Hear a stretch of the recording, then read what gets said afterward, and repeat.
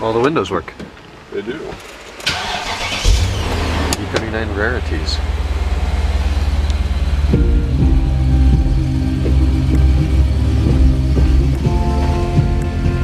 Hi, Ryan.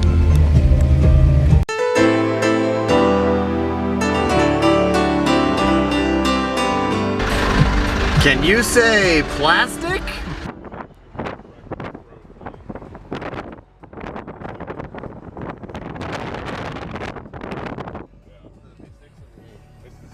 That's the one that has, It's the S. So it's the higher tier V6.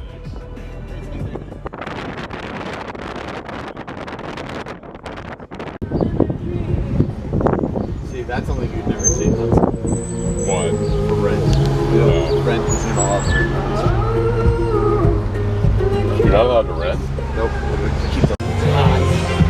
It's a beige though. Yeah, that's no idea what's down. Otherwise. Oh, I see it. 996. I see it. Oh, yeah, look at that. Luke. 993 turbo. Ooh. Is that what it is? Oh. Which one? Oh, look at that. I don't even know what it is. It's got the ugly headlights. The yellow one? Ugly headlights. No, not the yellow. Alright, customer car. 07 Plus E60 M5 Silverstone. Lots of options. Borla exhaust. Cooled seats. 6-speed manual transmission. Which is very cool. And full leather. And according to the plate, it's one of 147 manuals probably.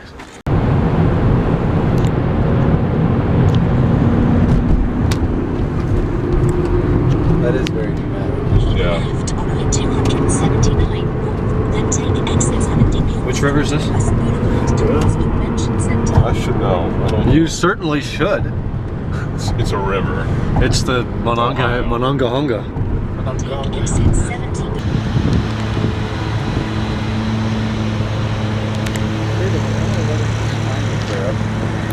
Yeah.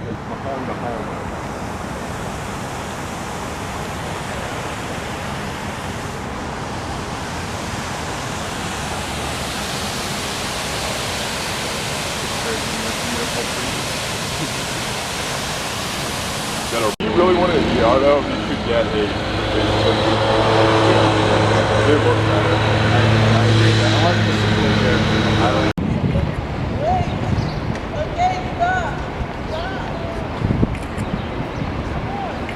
This is cool. What's this called? Okay. PPG. Sorry. Yeah.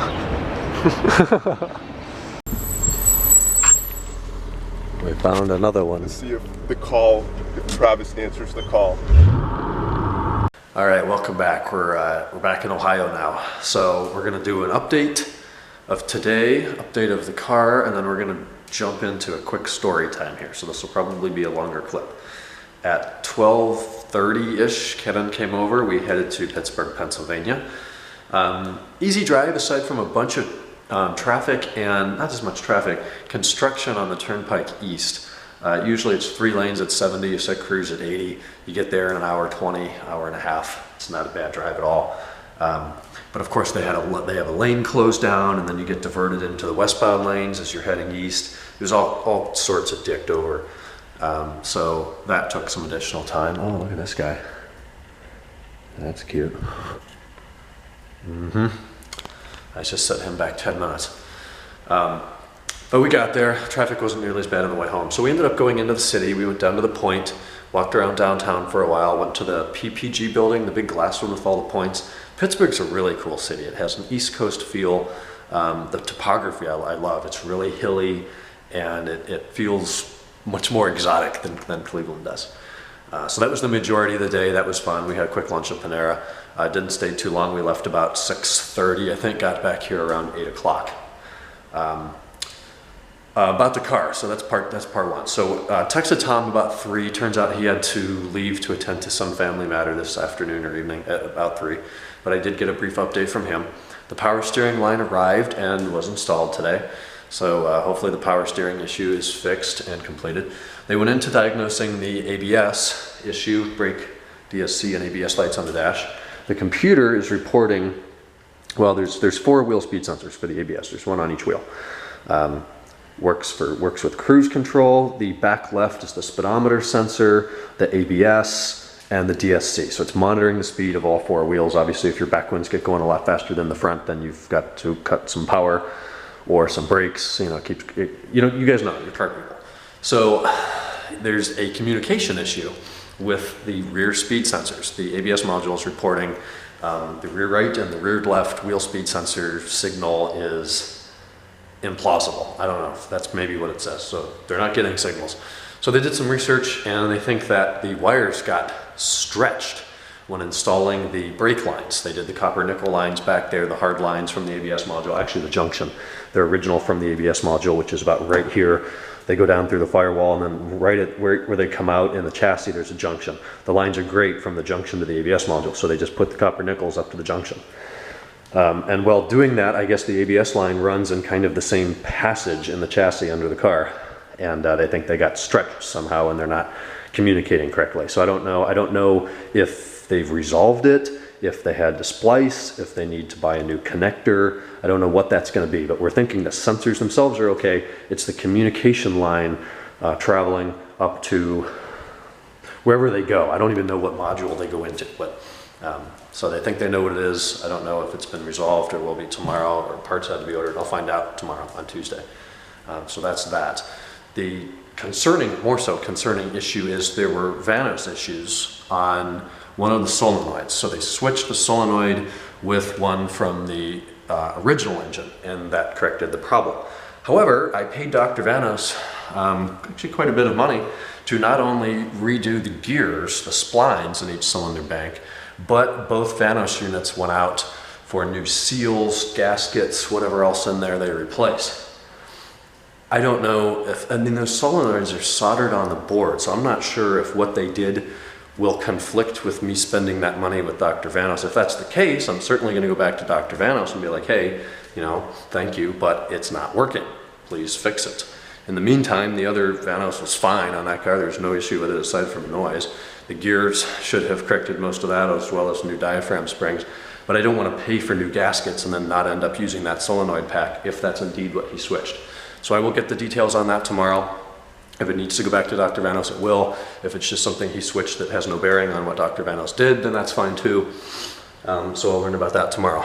But he's expecting the car to be roadworthy tomorrow. So that is telling me that it has yet to go out on roads and be driven and have a clutch initially bed in to the point where I'm ready to go and give him the, I'm sure, $11 bill that I owe him at this point, and take the keys and bring the car back here where it goes in my garage. So I'll get the details on that tomorrow, figure out what needs to be done. Just concerned about the Vanos and those ABS communication lines. So we'll learn tomorrow. And then the other thing, all you guys commented, you want to hear why I got into BMW over Mercedes and why it's the fault of Mercedes-Benz. Okay, so this dates back to 2003. My dad was working at Progressive Insurance, doing relatively well, I would assume, and was in the market for a new car. His previous car was a 96 or 7 Toyota Avalon. I remember that car. It was really comfortable. It was a luxury car. It had a leather interior. It was kind of a teal color. He drove that till about 100,000 miles and sold it and wanted to buy a Mercedes-Benz. Goes to the Mercedes dealership, E350, E500, I don't know which one he looked at. I would assume that the 2003 was that a W211 or 12 E-Class. He drove that. It was a total recliner on wheels. It had no sense of the road, no driver feedback at all. He didn't like it, and on top of that, he could not option the car in a manual. Mercedes-Benz did not offer a manual transmission in that generation E-Class. He's never been much of an Audi fan, and back then they certainly were not what they are today, so he went to BMW. Drove the 5 Series. It was a complete opposite. It was a very contrasting experience. One, it's optioned in a manual. The 5, 25, 30, 40, and M5 were all manual options. And they have a very connected driving experience. It's the ultimate driving machine. So he ended up buying a 2003 530 in steel blue. It had navigation, black leather, heated seats, xenon headlights, style 42 wheels. It was a sport package car. It had every option except park distance control. He didn't like the way the sensors looked in the rear bumper. You could see the sensors, and I guess the front too, since it was an 03, so he didn't option that, but he had everything else. That car was not a good car for us. It had a bad battery cell that was not diagnosed until very soon after, or before he sold it. paid good money for it, ended up driving it 8,000 miles in 3 years, and then selling it and taking a loss. And I remember him saying he'd never buy another BMW. And we didn't until 2000 when my M5 came along, and then he had a 2008 X5 and now the 2006 M5. X5, 2008 X5, 2006 M5, the Silverstone E60. So that's kind of the story about how the lack of driving feel and manual transmission option led him to buy a 5 Series. And I remember as a kid, I remember loving that car. It was, I had such a sense for quality when you sat in it. I mean, the leather was amazing. It smelled really good. It was comfortable still. I remember thinking that as a kid. It had the dark trim, which I really liked.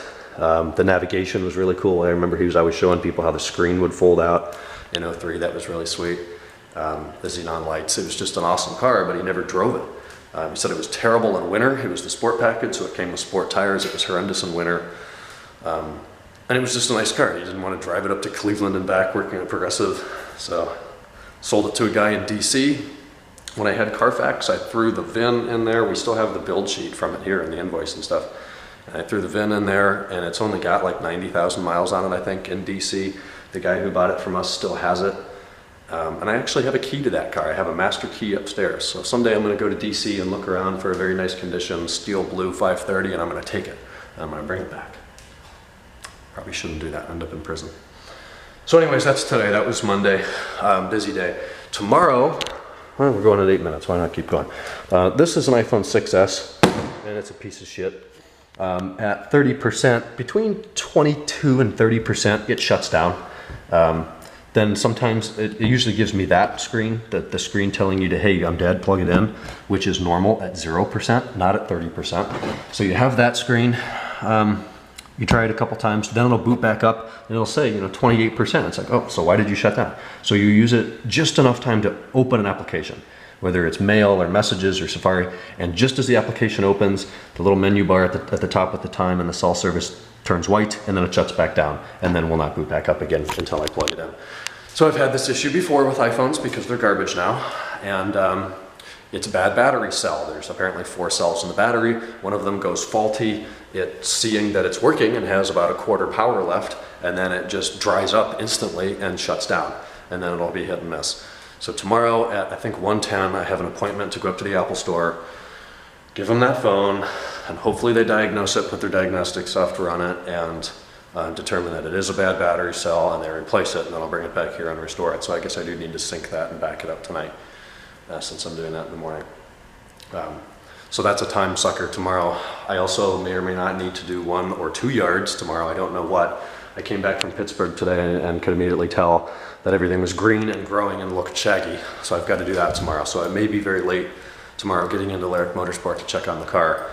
But I'm really hoping that, I'll drive it out of there with the old Vanos in it. That's fine. I'll send the other one to Dr. Vanos, let him work on that for a week, and then I'll just take it back and have him hot swap it. That's no problem. But we need to have that ABS issue fixed, and they need to get some miles on it. I don't want to drive it out of there with no miles on it and be responsible for, God knows what happens to it. So that's it. I'm sorry I've talked for 11 minutes. I'm going to go shower and go to bed. And tomorrow I'll keep you updated with the phone, and the car, and the yards, and all the exciting things that we do here before Memorial Day in Ohio. Okay, hope you enjoyed your Monday. Good night.